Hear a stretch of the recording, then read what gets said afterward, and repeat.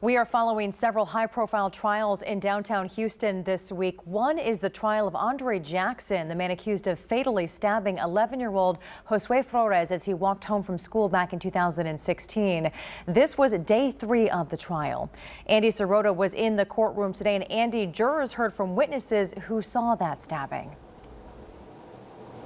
Christine, they did, and late this afternoon, jurors heard testimony from 2 neighbors who witnessed the aftermath of the murder, both of them breaking down on the witness stand during their testimony. One, a woman testifying that she saw the 11-year-old still alive after he'd been stabbed repeatedly, holding his hand against his neck, and it was clear to her that he was suffering. Another neighbor, a man, testifying that he could hear the 11-year-old screaming through his kitchen window, begging for his life.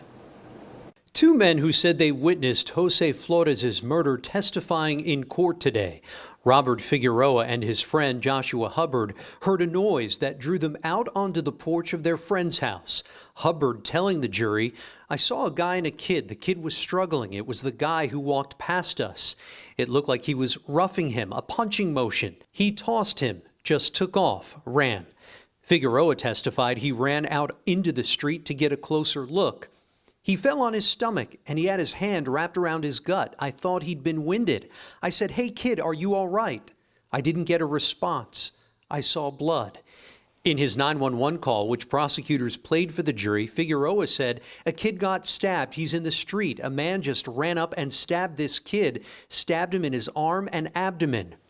Earlier today, prosecutors for the first time showed jurors the distinct green jacket they say Jackson had on the day the 11-year-old was killed, and that it contained his DNA. The judge this morning denying the defense's motion for a mistrial after they claimed they did not receive a piece of evidence, specifically what was recovered after a search warrant was executed the day of Jackson's arrest back in June of 2016.